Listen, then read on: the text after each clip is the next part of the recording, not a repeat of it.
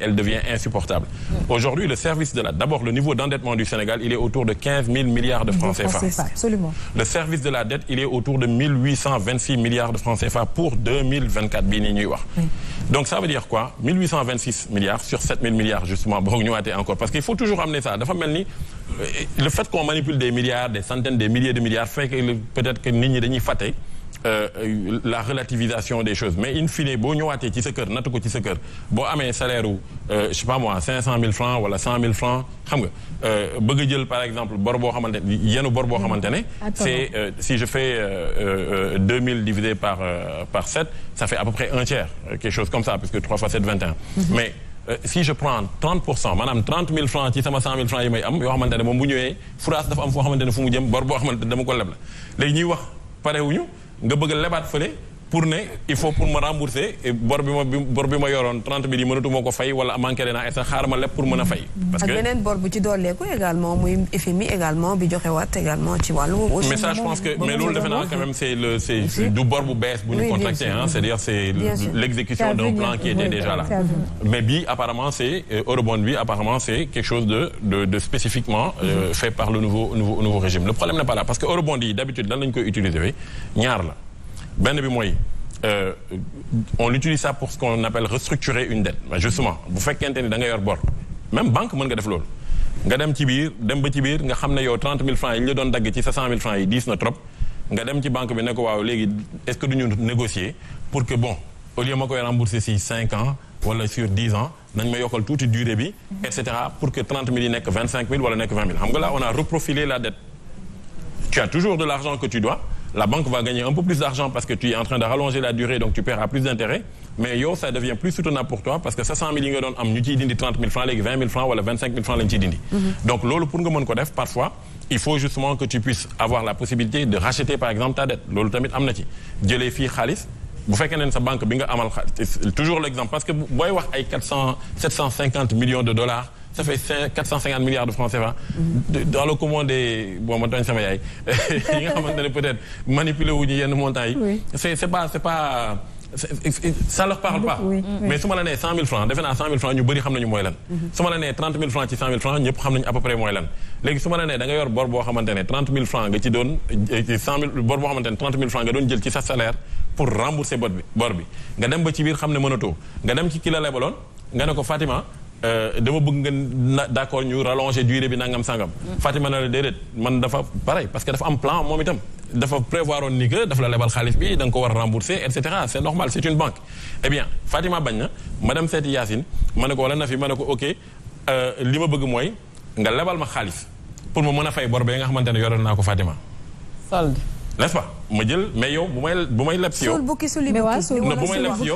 bu may leb si yow je dis maintenant. Au lieu de 30 000 francs li ma bëgg mooy ma fay la ko nga calculer ma ko de telle sorte que mes mensualités deviennent 20 000 francs. Wow. Donc yow jël naa ci yow xaalis maa ngi rembourser 20 000 francs par mois li ma jël ci yow mën naa jël tout parti pour rembourser fii nii et après derrière je me sens un peu plus tranquille. Tant que c'est maîtrisé. C'est pas un problème, ça c'est la finance, c'est comme ça que ça fonctionne. C'est pas un problème tant que c'est maîtrisé. Ouais, il y a deux problèmes. Intermédiaire bi aussi ça a posé problème pour certains parce qu'on a vu aussi que les sociétés civiles bi am na ñoo xamante ne jug nañ forum civil plutôt Birahim Seck qui a posé des interrogations et demandé à ce que le ministre bi nga xamante ne moom lañ dénk finance ak budget mu éclaircir le choix ci banque bi nga xamante ne moom lañ jël comme intermédiaire aussi. Bon ça engage Birahim vraiment bu fekkente ne moom jàpp ne na xam-xamam.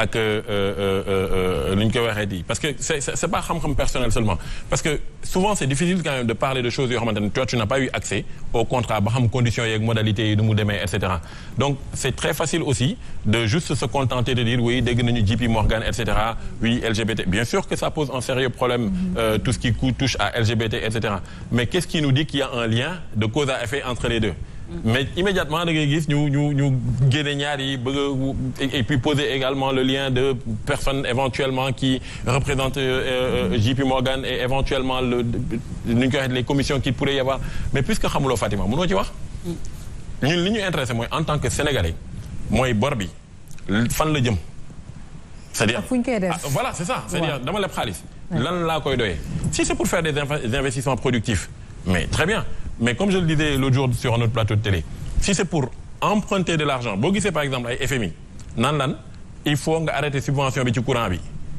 parce que il te voit yaa ngi leb xaalis pour lan pour maye ko xam nga bu nekkoon da ngay leb xaalis pour lebale ko sax trouver un moyen mais je m'endette pour faire de la subvention comment je vais faire pour rembourser la dette puisqu'une subvention par définition c'est gratuit. Oui.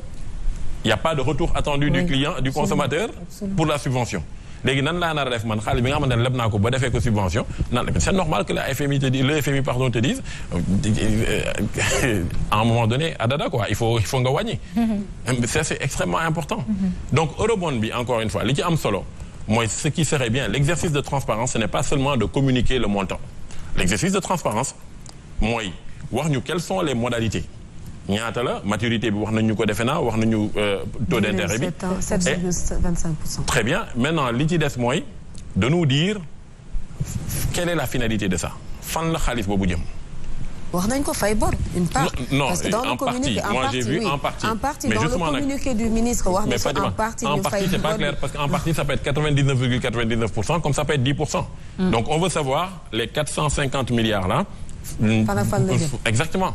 C'est pourquoi est-ce que c'est 100% pour rembourser une dette si oui quelle dette on a remboursé pour nous assurer que justement on n'est pas en train juste de parce que bu fekk wax naa la ko léegi yaa ko tuddee sul bukki suli bukki mais la vérité c'est que bor bi ma la waroon rembourser à 30 000 francs mu xaw a diis ci man benn instant ma dem lijjanti ji fële lii tax ma mën a ñëw rembourser la ko fekk 20 000 francs la fay in fine bii moo may dikkee plus cher que bii. C'est-à-dire ma jëngoon takk sama biir fexe rembourser 30 000 francs yi pare ci moo gën ma daal di dem fële lijjanti lu ma la fayee pour mën a pousser waat encore échange parce que je te dis mooy li ma doon wax encore une fois contrat bu ñu mënul renégocier amul parce que loolu mooy renégocier le contrat da nga signé woon contrat ak banque bi dem renégocier contrat bi. 30 000 la war a fay est-ce que du loolu également taxul ñu bari jàpp ne peut-être eurobond bi baaxul parce que gis nañ ci ay économistes yoo xamante ne génnoon fi wax ci que ne baaxul benn yoon ci dëkk. Bon. Certainement qui sont plus qualifiés que nous pour en parler mais li ma gëm mooy taxu ko bon dans l'absolu tout dépend de lu ñu koy jëfandikoo nee naa la ñaari mbir lañ koy utiliser d'habitude mooy financer des infrastructures importantes parce que bien souvent la plupart de nos infrastructures souvent ay sociétés occidentales ñu fi ñëw di ko def ànd ak seen i mécanisme de financement alors on appelle ça comment ils appellent ça en partenariat public-privé etc. mais in fine en gré à gré je donne toujours l'exemple d'un VNC etc. yi nga xamante ne dañu fiy ñëw ils signent des contrats comme ça en l'espace de 5 ans 2 fois 200 millions d'euros ça fait 400 millions d'euros il y a aucun Sénégalais bu ko am fini. Et ça pose la question de ñun les vrais combats qu'on doit mener c'est pas ay affaire eurobond ak fan la ñu lebee xaalis beeg xam nga la mooy dëgg-dëgg affaire bi maa ngi ko doon wax sànq $1 milliard bi ngay jëlee ci pétrole bi est-ce que tu sais que si tu fais le choix d'accompagner 20 champions comme li président Obasanjo def avec les tey Aliko Dangote ñun ñëpp dañ ko xam ñun ñëpp dañ ko naw ñun ñëpp dañ koy seetaan n'est-ce pas on est d'accord avec Tony Elumelu de comment ça s'appelle UBA ñëpp xam nañ ko et pour ñi nga xamante ne xaw nañu voyager un peu dem Nigeria et cetera ils ont des compagnies comme Air Peace xawma Arik Air et cetera tous ces trucs là mais ñooñu ñëpp ce sont j'allais dire des Sénégalais des Nigérians yoo xamante ne c'est le président Obasanjo ba yàlla defee mu faluwaat parce que il était là dans les années 76 mais ba mu ñëwaatee en 99 2000 dafa woo gaay Dangote nee na 3 heures du matin xaw ma xaaju guddi la ko woo ne ko mu ne allo Baba il paraît que Baba lay woo la ñuy woo Obasanjo mu ne ko